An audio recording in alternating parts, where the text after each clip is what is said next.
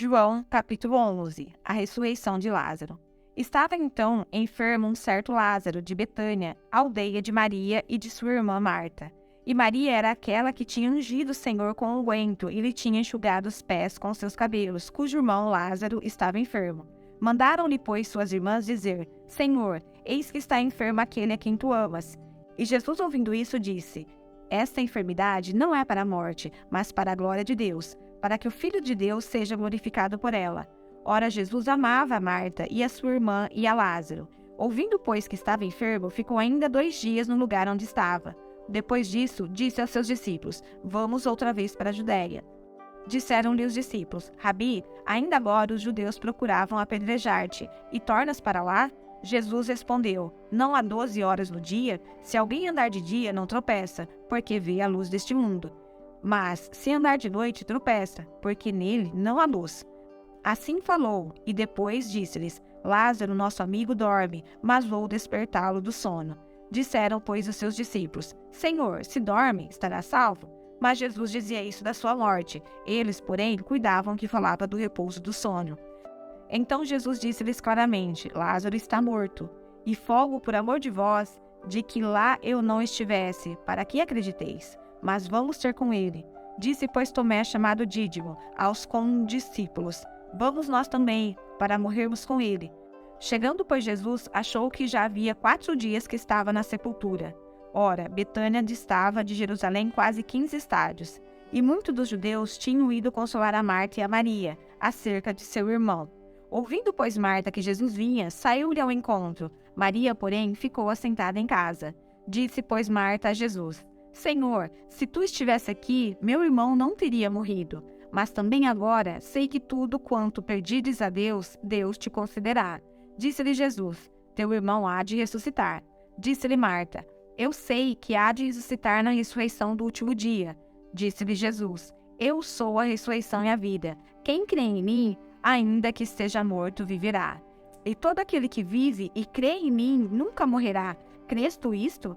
Disse-lhe ela: Sim, Senhor, creio que tu és o Cristo e o Filho de Deus, que há de vir ao mundo.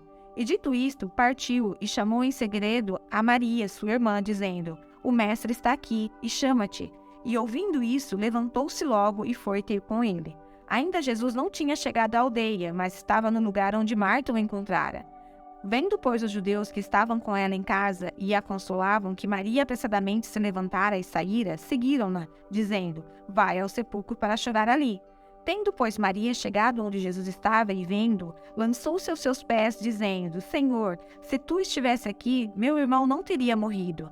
Jesus, pois, quando a viu chorar, e chorando os discípulos que com ela vinham, moveu-se muito em espírito e perturbou-se. E disse: Onde o puseste? Disseram-lhe: Senhor, vem e vê. Jesus chorou. Disseram, pois, os judeus: Vede como o amava. E alguns deles disseram: Não podia ele, que abriu os olhos ao cego, fazer também com que ele não morresse? Jesus, pois, movendo-se outra vez muito em si mesmo, foi ao sepulcro, e era uma caverna e tinha uma pedra posta sobre ela. Disse Jesus: Tirai a pedra. Marta, irmã do defunto, disse-lhe: Senhor, já cheira mal, porque já é de 4 dias. Disse-lhe Jesus: Não te hei dito que, se creres, verás a glória de Deus? Tiraram, pois, a pedra, e Jesus, levantando os olhos para o céu, disse: Pai, graças te dou, por me haveres ouvido. Eu bem sei que sempre me ouves, mas eu disse isso por causa da multidão que está ao redor, para que creiam que tu me enviaste. E tendo dito isto, clamou com grande voz: Lázaro, vem para fora. E o defunto saiu, tendo as mãos e os pés ligados com faixas, e o seu rosto envolto num lenço. Jesus disse-lhe: Desligai-o e o deixai-o ir. Muitos, pois, dentre os judeus que tinham vindo a Maria e que tinham visto o que Jesus fizera, creram nele. Mas alguns deles foram ter com os fariseus e disseram-lhe o que Jesus tinha feito.